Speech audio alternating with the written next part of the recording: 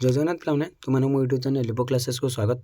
आज वीडियो पे हम देखिए कि सत्याग्रहर कौशल बा टेक्निक ऑफ सत्याग्रह कौन कौन टेक्निक रही सत्याग्रह तो से विषय जाना। तो देखो पे तो प्रथम आसला असहयोग बा नॉन कोऑपरेशन माने साहाय्य अन्य जन आम के करवा ना से हूँ सत्याग्रह कौशल। गांधी विश्वास करते लोक मान उत्तम सहयोग लाभ कले एक अविचारी और अत्याचारी सरकार अधिक अन्याय करे। गांधीजी कौन विश्वास करें जदि लोक मान उत्तम सहयोग लाभ कले गोटे अविचारी अत्याचारी सरकार सब अधिक ही अन्याय करे। जदि गोटे अन्याय और अत्याचारी जदि सरकार आम अधिक भल पाइबा तो सी आम उपर अधिक अन्याय कर मात्र लोक मैंने असहयोग कले अचल हो आद्य कार्य करें ना। जदि आम लोक मैंने माने कौन माने पॉपुलेशन जदि गोटे पॉपुलेशन जदि हेल्प कलानी भी भल पाइला ना तो से से कार्य करें कि से बहुत अचल हो पड़ो बा से पूरा फ्रीज हो। गांधी भाषा एपरिक सर्वाधिक स्वेच्छाचारी सरकार शासित से सम्मति बिना तिष्ठि रही पार ना जहाँ अनेक समय बल प्रयोग द्वारा अत्याचारी शासक हासिल होता है। आ गए कौन कहला एमती सर्वाधिक स्वेच्छाचारी सरकार जो स्वेच्छाचारी सरकार मैंने रही जो बल प्रयोग कर जी क्षमता लाभ कर अधिक दिन तिष्ठि रही पार ना बोली गांधीजी कहते। मात्र जिते शीघ्र प्रजा अत्याचारी शक्ति को भय करने बंद कर दिए से शीघ्र अत्याचारी शासक क्षमता चली जाए। जिते प्रजा अत्याचारी शक्तिटा भय करवाटा बंद जो माने देखो से गोटे सरकार से बहुत सब लोग खाली टिके भूल कर दंड दे देवे जो माने सब लोग एकाठी तो से केते जन दंड देवा सेमती ना तापर से निजे ही क्षमता चली जी सरकार थी। 1921 मसीह संगठित भारतीय असहयोग आंदोलन में गांधी अग्रगामी नेता थे। तो गांधीजी तो से निजे ही माने कौन आरंभ करते असहयोग आंदोलन को। से स्वदेशी खदी श्रृंखला और त्याग उपर गुरुत्व देते से आमर स्वदेशी खदी श्रृंखला और त्याग उपर से बहुत गुरुत्व देते। हिंस्र जनता द्वारा चोरी चोर ठारे 22 जन पुलिस कर्मचारी को पोड़ी मारी दिया कारण जदि से असहयोग आंदोलन निलंबित करदे तथापि ताहा भारतर ब्रिटिश प्रशासन पर गभीर प्रभाव पकाई जिते आम चोरी चोर जो से घटना उत्तर प्रदेश जो चोरी चोर घटना तो समस्त जानी पे जिते 22 जन पुलिस माने पोड़ी मारी दिगला तो से आंदोलन निलंबित करदे कारण से हिंसात्मक वे गला गांधीजी भाविले। तथापि से कौन गभीर प्रभाव पकाई इंग्रेज मान इंग्रेज मैंने बहुत डरी जाते सरकार सहित असहयोग निम्न वर्णित हड़ताल धारणा सामाजिक बासंद भाई जेकोसी रूप नहीं पारे। तो से जो असहयोगटा कौन कौन देखिए हड़ताल बा स्ट्राइक जोटा आम कहे हड़ताल हूँ असहयोगर एक रूप जहाँद्वारा सामूहिक भाव सरकार स्वाभाविक कार्य बंद कर मैंने स्वाभाविक भाव सरकार गोटे जो कार्य गुड़ बंद कर हड़ताल पालन करागले सरकार अविचारी और अवैध कार्य निष्पत्तिर प्रतिवाद स्वरूप कराए।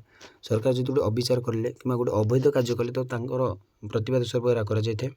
जितेबाला स्वाभाविक सरकारी और बेसरकारी कार्यकलाप अचल हो जाए ता समस्त एपरी अन्य स्पर्श करे जितेबाला अन्य जिनसा अचल हो जाए से अन्य जिनसा स्पर्श करते छुई थाए हड़ताल। तेज गांधी सतर्क कर स्वइच्छार अहिंसा उपर केवल बेले बेले व्यवहृत होगा उचित। तो यहाँ अहिंसा उपर करवा उचित हड़ताल और बेले बेले केवल बेले बेले ही करवा सब हड़ताल पालन करवा ठीक नुह बोली गांधीजी कहते।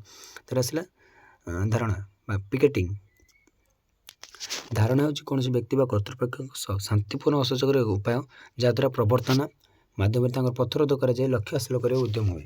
धारणा हूँ गोटे व्यक्ति कर्तृपक्ष संपूर्ण असहयोग माने शांतिपूर्ण भाव में असहयोग करवा भाई भाज पे से गोटे एमती गोटे उपाय जहाँद्वारा प्रवर्तन माध्यम पथरोध कर। तेज धारणा बेले बेले प्रयोग भय सृष्टि और असौजन्य व्यवहार अनशन आदि करने गांधी बारण कर अनशन सेमती किसी करना बेले बेले बल प्रयोग कर भय सृष्टि केवे करना।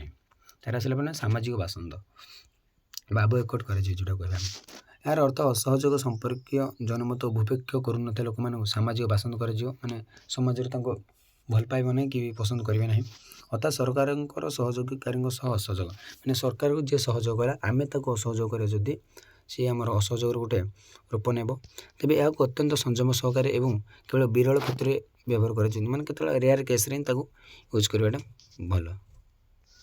तेरे आस आईन अमान्य आईन अमान्य हूँ विचारहीन अनैतिक मनमुखी और असामाजिक आईन को मानवा। आईन अमान्यकारी मैंने उद्देश्य मुक्त भाव में घोषणा करते उद्देश्यटा कौन मुक्त भाव में घोषणा करते आईन अमान्यकारी मैंने आईन अमान्य हूँ ना कौन विचारहीन कि अनैतिक कि मनमुखी और असामाजिक आईनटा गोटे लागू करदे सरकार मन इच्छा सेमती लागू करें ना गोटे आईन माने से प्रथम जो आम जहाँ जहाँ रही संसद कि जहाँ जहाँ से यूज करेंगे तार लोक मानकर रेटिंग देखिए हाँ लोक मान प्रযোज्य हो पार से आईन परिणत करेंगे। प्रतिहिंसा वैरता कि ଘୃଣା ବିନା ସେମାନେ ପୀଡ଼ା ସହିବାକୁ ପ୍ରସ୍ତୁତ ରହନ୍ତି। ଲକ୍ଷ୍ୟ ହାସଲ ପର୍ଯ୍ୟନ୍ତ ସେମାନେ ତାହା ଚଳାଇ ରଖନ୍ତି। ଲକ୍ଷ୍ୟ ହାସଲ ପର୍ଯ୍ୟନ୍ତ ସେମାନେ ଚଳାଇ ରଖନ୍ତି। ମାନେ କ'ଣ, ଆଇନ ଅମାନ୍ୟକାରୀମାନେ ଆଇନ ଅମାନ୍ୟ ନିଷ୍ଠାପର, ସମ୍ମାନାସ୍ପଦ ଓ ସଂଯମାତ୍ମିକ ହେବା ଏବଂ କଦାପି ଅଧ୍ୟତାପୂର୍ଣ୍ଣ ନ ହେବା ଉଚିତ। 1930 ମସିହାରେ ଗାନ୍ଧିଜୀ ନିଜେ ଆଇନ ଅମାନ୍ୟ ଆନ୍ଦୋଳନ ଆରମ୍ଭ କରିଥିଲେ। ଗାନ୍ଧିଜୀ ନିଜେ କେବେ ନା 1930 ମସିହାରେ ଆଇନ ଅମାନ୍ୟ ଆନ୍ଦୋଳନ ଆରମ୍ଭ କରିଥିଲେ। ଗୁଜରାଟ ଦାଣ୍ଡି ନାମ ଗ୍ରାମର ସମୁଦ୍ର ଉପକୂଳରେ ବିଚାରହୀନ ଓ ଅନୈତିକ ଲବଣ ଆଇନକୁ ଭଙ୍ଗ କରି ସେ ଶକ୍ତିଶାଳୀ କ୍ରମେ ସାମ୍ରାଜ୍ୟକୁ ବିରାଟ ଆହ୍ୱାନ ଦେଇଥିଲେ। ଆଉ ଶକ୍ତିଶାଳୀ କ୍ରମେ ସେ ମାନେ ବ୍ରିଟିଶ ସାମ୍ରାଜ୍ୟକୁ ସେ ବିରାଟ ଆହ୍ୱାନ ଦେଇଥିଲେ। ସେଥିରେ ଆସିଲା ପିଲାମାନେ ଉପବାସ, ଯାହାକୁ ଆମେ କହିବା ଫାଷ୍ଟିଂ। ସତ୍ୟାଗ୍ରହର ଶେଷ ଅବଲମ୍ବନ ଯୋଗ୍ୟ କୌଶଳ ହେଉଛି ଉପବାସ। ଯେତେବେଳେ ଆମେ ଗୋଟେ ସତ୍ୟାଗ୍ରହ କରିବା ତାର ଗୋଟେ କୌଶଳ ହେଉଛି ଉପବାସ କରିବା। ତାକୁ ଖୁବ୍ ସତର୍କତା ସହ ଏବଂ ଅନ୍ୟ ସମସ୍ତ କୌଶଳ ବିଫଳ ହେଲେ ପ୍ରୟୋଗ କରେ। ଯଦି ଅନ୍ୟ କୌଶଳ ବିଫଳ ହେଲା ତାମାନେ ଉପବାସ କରିବ। ପ୍ରତିପକ୍ଷ ଭୁଲ ବା କର୍ତ୍ତାର ହୃଦୟ ଓ ସଦ୍ବୃତ୍ତିକୁ ପ୍ରଭାବିତ କରିବା ଉଦ୍ଦେଶ୍ୟରେ ସତ୍ୟାଗ୍ରହ ଯତ୍ନ ସହିବାର ମାନସିକତା ରଖିବା ଏହାର ବାର୍ତ୍ତା। ମାନେ ସେମାନେ ନିଜର ମାନସିକତା ରଖିବା ହେଉଛି ଏହାର ବାର୍ତ୍ତା। ଏହା କେବଳ ସେହି ବ୍ୟକ୍ତି ପ୍ରୟୋଗ କରିପାରିବେ ଯିଏ ଆଧ୍ୟାତ୍ମିକ ଭାବେ ଉପଯୁକ୍ତ ଏବଂ ଅନୁଶାସନ, ମନଶୁଦ୍ଧି, ନମ୍ରତା ଓ ବିଶ୍ୱାସର ଅଧିକାରୀ। ଯିଏ ବିଶ୍ୱାସର ଅଧିକାରୀ ହୋଇଥିବ, ଯାହାର ମନ ଶୁଦ୍ଧ ଥିବ, ଯିଏ ନମ୍ରତା ଥିବ, ସେ ହିଁ ଏଗୁଡ଼ିକୁ ସେ ପ୍ରୟୋଗ କରିପାରିବ। ଆସିଲେ ହଜାରତ। ନିଜର ପ୍ରତୀକ ବା ସ୍ଥାୟୀ ବାସସ୍ଥାନ ସବୁଦିନ ପାଇଁ ଅନ୍ୟତ୍ର ପଳାୟନ କରିବା ହେଉଛି ହିଜାରତ। ହିଜାରତ ମିନ୍ସ ପିଲାମାନେ ଗୋଟେ ନିଜ ବାସସ୍ଥାନ ଛାଡ଼ିଦେଇ ଅନ୍ୟ ଜାଗାଗୁଡ଼ିକୁ ଆମେ ହିଜାରତ। ଅତ୍ୟଧିକ ଅନ୍ୟାୟ ଓ ଅତ୍ୟାଚାର ସହ୍ୟ କରିବା ସାମର୍ଥ୍ୟ ନଥିଲେ ଜଣେ ସତ୍ୟାଗ୍ରହୀ ହୋଇ ଏହାର ଆଶ୍ରୟ ନେଇପାରିବେ। ଯଦି ତୁମେ ଗୋଟେ ସତ୍ୟାଗ୍ରହୀ, ତୁମେ ଯଦି ଅନ୍ୟ ଅତ୍ୟାଚାର ସହିପାରିଲନି, ତୁମେ ତ ଅନ୍ୟ ଜାଗାକୁ ଛାଡ଼ି ଚାଲି ଯାଇପାରିବ, ନିଜ ପୈତୃକ ଭୂମି ଛାଡ଼ିକି। ଏହା ଏକ ଦୁର୍ବଳତା ନୁହେଁ, ବରଂ ଏକ ସାହସିକତା। କାରଣ ନିଜର ପୈତୃକ ଗୃହ, ବନ୍ଧୁ ପରିଜନକୁ ଛାଡ଼ି ଚାଲିଯିବା ଏକ ସହଜ କାମ ନୁହେଁ। ତ ଆମେ କହିବା ଏଇଟା ଦୁର୍ବଳତା, ସେ ଘର ଛାଡ଼ି ଚାଲିଗଲେ ନା, ଏଇଟା ହେଉଛି ଗୋଟେ ସାହସିକତା। କାରଣ ନିଜର ପୈତୃକ ଗୃହ, ବନ୍ଧୁ ପରିଜନକୁ ଛାଡ଼ି ଚାଲିଯିବାଟା ଗୋଟେ ଛୋଟ କଥା ନୁହେଁ। ଏହା ମାନସିକ ଦୃଢ଼ତା ଆବଶ୍ୟକତା କରେ। ଯେଉଁ ମାନସିକ ଦୃଢ଼ତା ରହିଥିଲେ ହିଁ ଆମେ କାର୍ଯ୍ୟ କରିପାରିବା। ହିଜାରତ କାମ ମାନେ ଅନ୍ୟ ଜଣଙ୍କୁ ଛାଡ଼ି ଚାଲିଯିବା। ସମସ୍ତେ କହିବେ ସେ ଗୋଟେ ଡର ଗୁରା, କିନ୍ତୁ ସେମିତି ନୁହଁ। ସେ ନିଜର ମାତୃଭୂମି ସବୁକିଛି ଛାଡ଼ି ଚାଲିଗଲା, ତାକୁ ବହୁତ କଷ୍ଟ ହୋଇଥାଏ। ତାର ଆସିଲା ପିଲାମାନେ ସତ୍ୟାଗ୍ରହ ନିଷ୍କ୍ରିୟ ପ୍ରତିରୋଧ। ସତ୍ୟାଗ୍ରହ ନିଷ୍କ୍ରିୟ ପ୍ରତିରୋଧଠାରୁ ଅଧିକ ସକ୍ରିୟ ଅଟେ। ଯେଉଁ ନିଷ୍କ୍ରିୟ ପ୍ରତିରୋଧ ହେଉଛି ତାଠାରୁ ଅଧିକ ସକ୍ରିୟ ଅଟେ।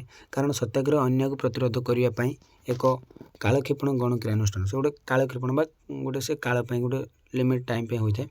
ଗାନ୍ଧିଜୀ ନିଜେ କହିଥିଲେ the two different from each other as the north pole from the south. ତ ଅଲଗା ହିଁ ମାନେ କ'ଣ ଡିଫରେଣ୍ଟ ହୋଇଥାନ୍ତି। ନିଷ୍କ୍ରିୟ ପ୍ରତିରୋଧ ଦୁର୍ବଳମାନଙ୍କର ଅସ୍ତ୍ର ଥିଲାବେଳେ ସତ୍ୟାଗ୍ରହ ସବଳମାନଙ୍କର ଅସ୍ତ୍ର ଅଟେ। ନିଷ୍କ୍ରିୟ ପ୍ରତିରୋଧ କରିବା ହେଉଛି ଦୁର୍ବଳମାନଙ୍କର ଅସ୍ତ୍ର, କିନ୍ତୁ ସତ୍ୟାଗ୍ରହ ସବଳମାନଙ୍କର ଅସ୍ତ୍ର ଅଟେ। ସତ୍ୟାଗ୍ରହ କରିବାଟା ସବଳମାନଙ୍କର ଅସ୍ତ୍ର ଏବଂ ନିଷ୍କ୍ରିୟଟା ହେଉଛି ପ୍ରତିରୋଧ ଦୁର୍ବଳମାନଙ୍କର ଅସ୍ତ୍ର। ନିଷ୍କ୍ରିୟ ପ୍ରତିରୋଧ ଲକ୍ଷ୍ୟ ହାସଲ କରିବାକୁ ହିଂସାକୁ ପ୍ରସ୍ତୁତି ମାନେ କ'ଣ, ଲକ୍ଷ୍ୟ ହାସଲ କରିବା ପାଇଁ ହିଂସାକୁ ସେ ପ୍ରସ୍ତୁତି ଦିଏ। ନିଷ୍କ୍ରିୟ ପ୍ରତିରୋଧ ସତ୍ୟାଗ୍ରହ ହିଂସା ବା ବଳ ପ୍ରୟୋଗକୁ କଦାପି ପ୍ରଶ୍ରୟ ଦିଏ ନାହିଁ, କିନ୍ତୁ ସତ୍ୟାଗ୍ରହଟା କେବେ ହିଂସା ଏବଂ ବଳ ପ୍ରୟୋଗକୁ ସେ ପ୍ରଶ୍ରୟ ଦିଏ ନାହିଁ। ଗାନ୍ଧୀ ନିଜ ରାଜନୈତିକ କାର୍ଯ୍ୟକଳାପକୁ ପ୍ରାରମ୍ଭିକ ସମୟରେ ନିଷ୍କ୍ରିୟ ପ୍ରତିରୋଧ ବୋଲି କହୁଥିଲେ, କିନ୍ତୁ ପରବର୍ତ୍ତୀ କାଳରେ ଏହାକୁ ସତ୍ୟାଗ୍ରହ ନାମିତ ଥାଏ। ପ୍ରଥମେ ଯେତେବେଳେ ଗାନ୍ଧୀ ନିଜ ରାଜନୈତିକ କାର୍ଯ୍ୟକଳାପ ଗଢ଼ୁଥିଲା ସେ ନିଷ୍କ୍ରିୟ ପ୍ରତିରୋଧ ବୋଲି କହୁଥିଲେ, କିନ୍ତୁ ପରବର୍ତ୍ତୀ ସମୟରେ ସେ ସତ୍ୟାଗ୍ରହ ବୋଲି କହିଲେ। ନିଷ୍କ୍ରିୟ ପ୍ରତିରୋଧକୁ ରାଜନୈତିକ ସ୍ଥଳରେ ପ୍ରୟୋଗ କରାଯାଇପାରୁଛି, କିନ୍ତୁ ସତ୍ୟାଗ୍ରହକୁ ପାରିବାରିକ, ସାମାଜିକ ଏବଂ ରାଜନୈତିକ କ୍ଷେତ୍ରରେ ପ୍ରୟୋଗ କରାଯାଇପାରିବ। ଆମେ ନିଷ୍କ୍ରିୟ ପ୍ରତିରୋଧଟାକୁ କେବଳ ରାଜନୈତିକ ସ୍ତର ହିଁ ପ୍ରୟୋଗ କରିପାରିବା, କିନ୍ତୁ ସତ୍ୟାଗ୍ରହକୁ ପାରିବାରିକ, ସାମାଜିକ, ରାଜନୈତିକ କ୍ଷେତ୍ରରେ ପ୍ରୟୋଗ କରିପାରିବା। ପୂର୍ବୋକ୍ତ ନୀତି ରାଜନୈତିକ ହେବା ବେଳେ ପରବର୍ତ୍ତୀ ନୀତିଟା ଏକ ନୈତିକ କାର୍ଯ୍ୟକଳାପ ଅଟେ। ତ ଗାନ୍ଧିଜୀ ସ୍ୱଦେଶୀ ଆନ୍ଦୋଳନ ସମୟରେ ନିଷ୍କ୍ରିୟ ପ୍ରତିରୋଧ ସତ୍ୟାଗ୍ରହଠାରୁ ପୃଥକ ଅଟେ।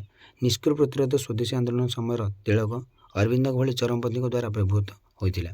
ତ ସେଇଟା କାହା ଦ୍ୱାରା ବ୍ୟବହୃତ ହୋଇଥିଲା ନା, ଆମର ଅରବିନ୍ଦଙ୍କ ଦ୍ୱାରା ବ୍ୟବହୃତ ହୋଇଥିଲା। ଏହା କେତେକ ସୀମିତ ଲୋକଙ୍କ ଦ୍ୱାରା ଏକ ରାଜନୈତିକ ଆନ୍ଦୋଳନ ରୂପେ ପ୍ରୟୋଗ କରାଯାଇଥିଲା। ଗୋଟେ ସୀମିତ ଲୋକଙ୍କ ମଧ୍ୟରେ ହୋଇଥିଲା। କେତେବେଳେ ଏହା ସ୍ୱଦେଶୀ, କେତେବେଳେ ବର୍ଜନ ଏବଂ ଅନ୍ୟ ସମୟରେ ଏକ ଅନ୍ୟାୟ ଆଇନ ଓ ନୀତି ବିରୁଦ୍ଧରେ ଆନ୍ଦୋଳନ କୁହାଯାଉଥିଲା। କିନ୍ତୁ ଗାନ୍ଧୀଙ୍କ ସତ୍ୟାଗ୍ରହ ଏକ ବ୍ୟାପକ ପନ୍ଥା ଅଟେ। କିନ୍ତୁ ଗାନ୍ଧୀଙ୍କ ଯେଉଁ ସତ୍ୟାଗ୍ରହ ଅଟେ ସେଟା ଗୋଟେ ବ୍ୟାପକ ପନ୍ଥା ଅଟେ ପିଲାମାନେ। ବ୍ୟବହାରିକ ଦୃଷ୍ଟିକୋଣରୁ ତିଳକ ଓ ଅରବିନ୍ଦ ପ୍ରଭୃତି ନିଷ୍କ୍ରିୟ ପ୍ରତିରୋଧର ହିଂସାକୁ ପ୍ରଶ୍ରୟ ଦେଉଥିବା ବେଳେ ଗାନ୍ଧିଜୀ ହିଂସାକୁ ପରିହାର କରୁଥିଲେ। ଗାନ୍ଧିଜୀ ହିଂସାକୁ ଛାଡ଼ୁଥିଲେ, କିନ୍ତୁ ଏମାନେ ପ୍ରଶ୍ରୟ ଦେଉଥିଲେ। କିନା ଆମର ତିଳକ ଏବଂ ଅରବିନ୍ଦ ମାନେ ବାଲ ଗଙ୍ଗାଧର ତିଳକ ହୋଇଥିବେ। ଗାନ୍ଧିଜୀଙ୍କ ମତରେ ସତ୍ୟାଗ୍ରହର ନିହିତାର୍ଥ ହେଲା, ଗାନ୍ଧିଜୀଙ୍କ ମତରେ ସତ୍ୟାଗ୍ରହର ନିହିତାର୍ଥ କ'ଣ ପିଲାମାନେ? ଗାନ୍ଧିଜୀଙ୍କ ମତରେ ସତ୍ୟାଗ୍ରହ ମାନବର ପ୍ରକୃତିଗତ ଓ ଜନ୍ମଗତ ଅଧିକାର ଅଟେ। ଗାନ୍ଧିଜୀଙ୍କ ମତରେ ସତ୍ୟାଗ୍ରହଟା ହେଉଛି ମାନବର ପ୍ରକୃତିଗତ ଓ ଜନ୍ମଗତ ଅଧିକାର। ସମସ୍ତ ପ୍ରକାର ଅନ୍ୟାୟ, ଅତ୍ୟାଚାର, ଶୋଷଣ ବିରୁଦ୍ଧରେ ପବିତ୍ର ଆତ୍ମବଳ ପ୍ରକାଶ କରିବା ସତ୍ୟାଗ୍ରହ ପାଇଁ ଆଭାସ ଦିଏ। ତାର ଆସିଲା ପିଲାମାନେ ସତ୍ୟ ଓ ନ୍ୟାୟର ପ୍ରତିଷ୍ଠା କରିବା ପାଇଁ ସତ୍ୟାଗ୍ରହ ପ୍ରେମ ଯନ୍ତ୍ରଣା ଏବଂ ଆତ୍ମବଳୀର ଭିତ୍ତି ଉପରେ ପ୍ରତିଷ୍ଠିତ। ତ ସତ୍ୟାଗ୍ରହ ହେଉଛି ବା ସତ୍ୟ ଏବଂ ନ୍ୟାୟର ପ୍ରତିଷ୍ଠା କରିବା ପାଇଁ ସତ୍ୟାଗ୍ରହ ପ୍ରେମ ଯନ୍ତ୍ରଣା ଓ ଆତ୍ମବଳୀ ସେ ଭିତ୍ତି ଉପରେ ପ୍ରତିଷ୍ଠିତ ହୋଇଥାଏ। ସର୍ବୋପରି ଏହା ଧର୍ମଯୁଦ୍ଧ ଅଟେ, ଏହା ଗୋଟେ ଧର୍ମଯୁଦ୍ଧ ଅଟେ। ତ ପିଲାମାନେ ଆଜି ପାଇଁ କ୍ଲାସ୍ 2 ଏଇଠି ରଖିବା। ପରବର୍ତ୍ତୀ କ୍ଲାସ୍ରେ ଦେଖିବା ସତ୍ୟାଗ୍ରହୀମାନଙ୍କ ପାଇଁ ନିୟମ କ'ଣ କ'ଣ, ଯଦି ଜଣେ ସତ୍ୟାଗ୍ରହରେ ଗଲା ତ ତାଙ୍କମାନଙ୍କ ପାଇଁ ନିୟମ କ'ଣ କ'ଣ ରହିବ ସେ ବିଷୟରେ ଭଲ ଭାବରେ ଜାଣିବା। ରହୁଛି, ଜୟ ଜଗନ୍ନାଥ।